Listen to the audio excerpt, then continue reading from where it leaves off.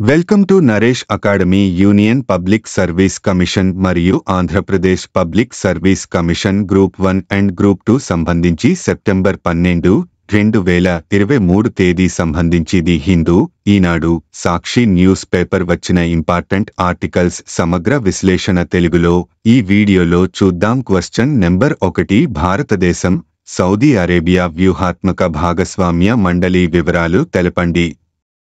సందర్భం Bharat Saudi Arabia వ్యూహాత్మక భాగస్వామ్య మండలి తొలి సమావేశం న్యూఢిల్లీలో జరిగింది.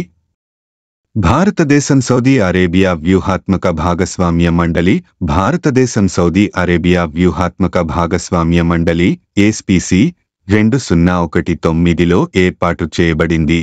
యూకే, ఫ్రాన్స్ మరియు చైనా తర్వాత రియాద్ అటువంటి భాగస్వామ్యాన్ని ఏర్పరచుకున్న 4వ దేశంగా భారతదేశాన్ని తయారు చేసింది. ఏస్పీసీ యొక్క ఈ మొదటి శిఖరాగ్ర స్థాయి సమావేశానికి ప్రధానమంత్రి నరేంద్ర మోడీ మరియు సౌదీ అరేబియా క్రౌన్ ప్రిన్స్ మరియు ప్రధానమంత్రి Mohammed bin Salman bin Abdul Aziz Al Saud సహా అధ్యక్షత వహించారు. మహారాష్ట్రలో $5,000 కోట్ల సుమారు 4,10,000 రూపాయలు కోట్ల వ్యయంతో చేపట్టదలిచిన వెస్ట్ కోస్ట్ రిఫైనరీ పెట్రో రసాయనాల సముదాయం నిర్మాణ ప్రతిపాదనను వేగవంతం చేయడం గురించి ఇరువురు నేతలు చర్చించుకున్నారు.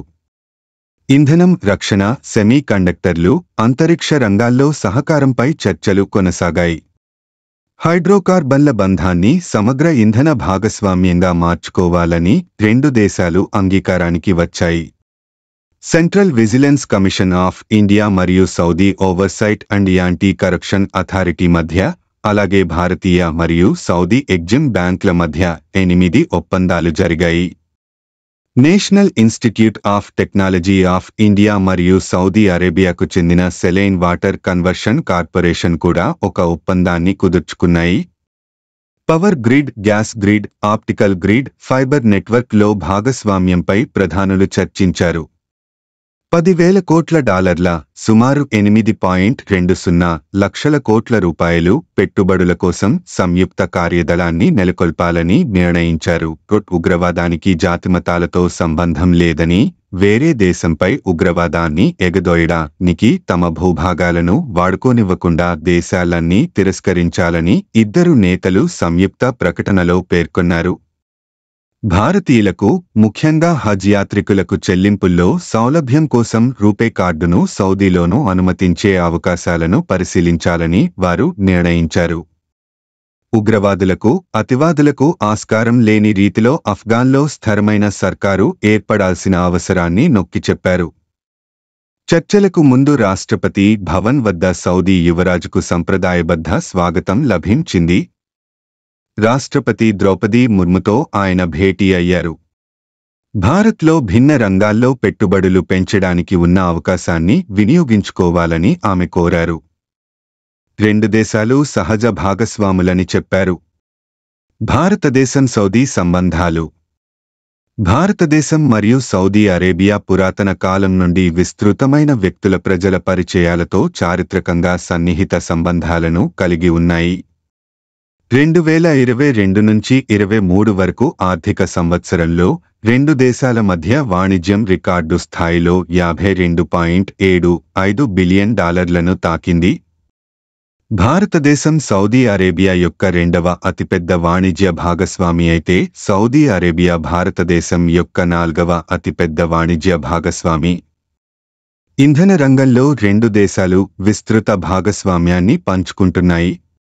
Question number 2, Delhi Special Police Establishment DSPE చట్టంలోని సెక్షన్ 6(a) గురించి తెలపండి.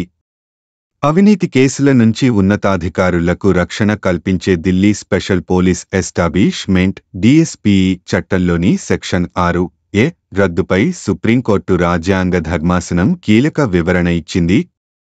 ఈ సెక్షన్ రద్దు సెప్టెంబరు 11, 2003 నుంచి అమల్లోకి వస్తుందని పేర్కొంది.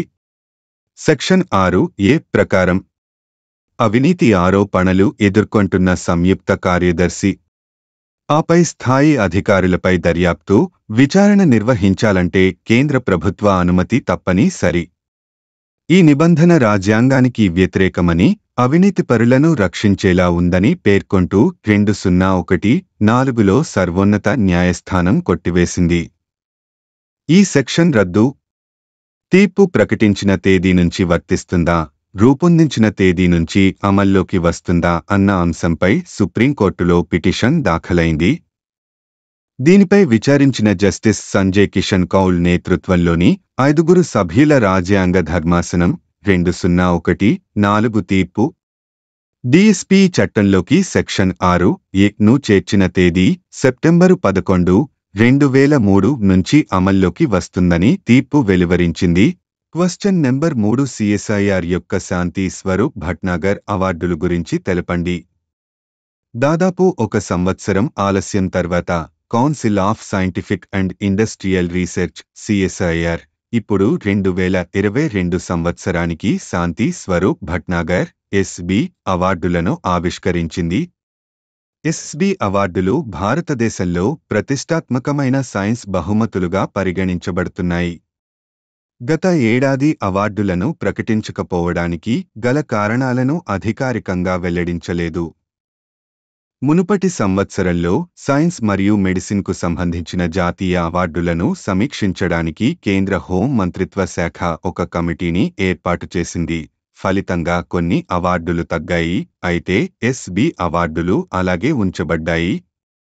2022 ఎస్బి అవార్డు గ్రహీతలలో వివిధ శాస్త్రీయ విభాగాలకు చెందిన 45 ఏళ్లలోపు 12 మంది శాస్త్రవేత్తలు ఉన్నారు. ప్రముఖ గ్రహీతలలో అశ్వనీ కుమార్, మద్దిక సుబ్బారెడ్డి, అక్కట్టు బిజు, దేబబ్రత మైతి, విమల్ మిశ్రా, దీప్తి రంజన్ సాహు, రజనీష్ కుమార్, అపూర్వ ఖరే, నీరజ్ కయల్, దీప్యమన్ గంగులీ, అనింద్య దాస్ మరియు బాసుదేవ్ దాస్గుప్తా ఉన్నారు. సిఎస్బి ప్రైజ్ సిఎస్ఐఆర్ మొదటి డైరెక్టర్ జనరల్ జ్ఞాపకార్థం పేరు పెట్టబడింది మరియు సాధారణంగా సెప్టెంబర్ 26న వచ్చే సంస్థ వ్యవస్థాపక దినోత్సవం నాడు ప్రకటించబడుతుంది. క్వశ్చన్ నెంబర్ 4 మత్స్య 6000 గురించి వివరాలు తెలపండి. భారత్ త్వరలో సముద్రయాన్ వేరిట సాగర అన్వేషణకు సిద్ధమవుతోంది. ఆ ప్రాజెక్టులో కీలకమైన జలాంతర్గామి మత్స్య 6000 తుది మెరుగులు దిద్దుకుంటోంది. ఆ సబ్మెరైన్ ఫోటోలు, వీడియోలను కేంద్ర మంత్రి కిరణ్ రిజిజు చేశారు. ఇది సముద్రగర్భ అన్వేషణకు తోడ్పడే మానవసహిత జలాంతర్గామి అని ఆయన చెప్పారు. దీన్ని చెన్నైలోని national Institute of ocean technology NIOT అభివృద్ధి చేసింది. ఇది ప్రారంభమైతే భారత మొట్టమొదటి మానవసహిత సముద్ర అన్వేషణ మిషన్గా దీనికి గుర్తింపు దక్కనుంది. ఈ జలాంతర్గామిలో 3 కూర్చొని 6 కిలోమీటర్ల సముద్రపు లోతుకు చేరుకోవచ్చు. సాగర వనరులు, జీవ వైవిధ్యాన్ని అధ్యయనం చేయడానికి అది ఉపయోగపడుతుంది. తొలుత ఇది 500 మీటర్ల లోతుకు మాత్రమే వెళ్లనున్నట్లు సమాచారం. ఈ మిషన్ కారణంగా సముద్ర గర్భంలోని పర్యావరణానికి ఎలాంటి నష్టం వాటిల్లదని రిజిజు తెలిపారు. సముద్రగర్భంలో అపార ఖనిజ నిల్వలున్నాయి. అలాగే అరుదైన జీవజాలం అక్కడ నివసిస్తోంది. వాటి సమర్థ వినియోగంతో ఆర్థిక వృద్ధి, నూతన ఉద్యోగాల కల్పన సాధ్యమవుతుందని ప్రభుత్వం భావిస్తోంది. రిజిజు ఈ జలాంతర్గామిలో కూర్చున్నారు. దాని విశేషాలను నిపుణులు ఆయనకు వివరించారు. 2026 నాటికి ఈ మిషన్ కార్యరూపం దాల్చే అవకాశం ఉందని కేంద్ర మంత్రి జితేంద్ర సింగ్ గతంలో వెల్లడించారు. క్వశ్చన్ నెంబర్ 5 ఇటీవల క్లోనింగ్ నిపుణుడు బ్రిటన్ శాస్త్రవేత్త కన్నుమూశారు. ఆయన పేరు ఏమిటి? Answer Ian Wilmut 79. క్లోనింగ్ నిపుణుడు బ్రిటన్ శాస్త్రవేత్త ఇయాన్ విల్మట్ 79 కన్నుమూశారు. స్కాట్లాండ్లోని ఎడిన్బరో విశ్వవిద్యాలయం ఈ మేరకు సోమవారం ఒక ప్రకటన చేసింది. 1996లో క్లోనింగ్ పద్ధతిలో డాలీ అనే గొర్రెను సృష్టించడంలో ఇయాన్ కీలక పాత్ర పోషించారు. ఎడిన్బరో వర్సిటీలోని Roslin Institute for Animal Biosciences ఇందుకు వేదికైంది. ఒక గొర్రె కణంలోని కేంద్రకాన్ని ఉపయోగించుకోవడం ద్వారా విల్మట్ బృందం ఈ ఘనత సాధించింది. ఇది అప్పట్లో పెను సంచలనం సృష్టించింది. ఇలాంటి ప్రయోగాలు అనైతికమన్న విమర్శలు వచ్చాయి. విల్మట్ సుశిక్షిత ఎంబ్రియాలజిస్టు. వైద్య అవసరాల కోసం మూలకణాలను తయారు చేయడానికి ఆయన క్లోనింగ్ విధానాలపై పరిశోధన సాగించారు. పార్కిన్సన్స్ వ్యాధిపైన దృష్టి సారించారు. క్వశ్చన్ నెంబర్ 6 వినోబా భావే గురించి తెలపండి. నరహరి రావు మరియు రుక్మిణీ దేవి దంపతులకు వినాయక్ నరహరి భావే జన్మించారు. వినోబా భావే చాలా చిన్న వయస్సులోనే తన మతపరమైన తల్లి ద్వారా అతనిలో లోతైన ఆధ్యాత్మిక భావాన్ని కలిగి ఉన్నారు. అతను తన ప్రారంభ సంవత్సరాల్లో భగవద్గీతను చదివాడు మరియు విద్యాపరంగా మంచి విద్యార్థి అయినప్పటికీ ఆధ్యాత్మికత మరియు సన్యాసం వైపు ఆకర్షితుడయ్యాడు. 1916లో అహ్మదాబాద్లోని గాంధీజీ ఆశ్రమంలో గాంధీని కలవడానికి ముందు ఆయనతో లేఖలు మార్చుకున్నారు. అక్కడ అతను తన అధికారిక విద్యను విడిచిపెట్టాడు మరియు బోధన మరియు ఖాదీ, విద్య, పారిశుద్ధ్యం, పరిశుభ్రత మొదలైన వాటికి సంబంధించిన గాంధీ యొక్క వివిధ నిర్మాణాత్మక కార్యక్రమాలలో పాల్గొన్నాడు. అతను బ్రిటిష్ ప్రభుత్వానికి వ్యతిరేకంగా అహింసాయుత ఆందోళనలలో కూడా పాల్గొన్నాడు. దానికోసం అతను జైలు శిక్ష అనుభవించాడు. 1940వ సంవత్సరంలో అహింసా ఉద్యమంలో గాంధీచే మొదటి వ్యక్తి సత్యాగ్రహిగా ఆయనను ఎన్నుకున్నారు. ఈ సంఘటన తర్వాత తెలియని వినోబా భావే దేశం మొత్తానికి సుపరిచితమయ్యారు. సామాజిక అసమానతల నిర్మూలనకు కృషి చేశారు. సర్వోదయ ఉద్యమాన్ని ప్రారంభించాడు, అంటే అందరికీ ప్రగతి. అతను బ్రహ్మ విద్యా మందిర్ను కూడా సృష్టించాడు. ఇది మహిళలు స్వయం సమృద్ధిగా మారడానికి వీలు కల్పించే చిన్న సంఘం. 1951లో భావే తెలంగాణలోని పోచంపల్లిలో భూదాన్ ఉద్యమాన్ని ప్రారంభించారు. అతను అనేక పుస్తకాలను రచించాడు మరియు మరాఠీ, గుజరాతీ, సంస్కృతం, ఇంగ్లీష్, ఉర్దూ మరియు హిందీతో సహా అనేక భాషలలో ప్రావీణ్యం సంపాదించాడు. అతను 1958లో కమ్యూనిటీ లీడర్షిప్కు రోమన్ మెగసెసే అవార్డును అందుకున్నాడు. 1983లో మరణానంతరం భారతరత్న అందుకున్నాడు. వినోబా భావే నవంబర్ 1982 15న తీవ్ర అనారోగ్యంతో మరణించారు. క్వశ్చన్ నెంబర్ 7 యుఎస్ ఓపెన్ పురుషులు సింగిల్స్ విజేత ఎవరు? ఆన్సర్ నోవాక్ జకోవిచ్, సెర్బియా. రెండో సీడ్ జకోవిచ్ 6 నుంచి 3 వరకు, 7 నుంచి 6 వరకు, 7 నుంచి 5 వరకు, 6 నుంచి 3 వరకు తేడాతో మూడో సీడ్ మెద్వెదేవ్, రష్యాను వరుస సెట్లలో చిత్తుచేశాడు.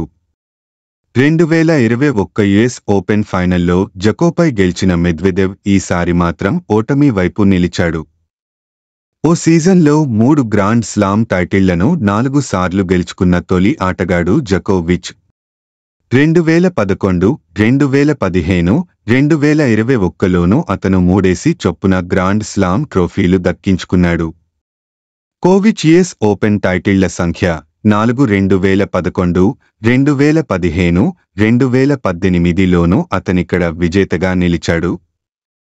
10 ఆస్ట్రేలియన్ ఓపెన్ 2008, 2011, 2001, 2,2013, 2015, 2016, 2019, 2020, 2021, 2023. 3 ఫరెంచ్ ఓపెన్ 2016, 2021, 2023. 7 వింబుల్డన్ 2001, 1,2014, 2015, 2018, 2019,2021, 2022 టైటిళ్లు అతని ఖాతాలో ఉన్నాయి. 24 స్లామ్ టైటిళ్లు ఓపెన్ సెకన్లోని టైటిళ్లు సాధించిన ఏకైక ప్లేయర్ అతనే. అదే విధంగా పురుషుల సింగిల్స్లో అత్యధిక టైటిళ్లు అతనివే. ఓవరాల్గా చూసుకుంటే అగ్రస్థానంలో ఉన్న మార్గరెట్ కోర్ట్ 24ను సమం చేశాడు. మీకు ఈ వీడియో నచ్చితే ప్లీజ్ లైక్, షేర్, కామెంట్ చేయండి. అలాగే @Naresh Academy 5509 YouTube channel subscribe చేసుకోండి. Thank you one and all.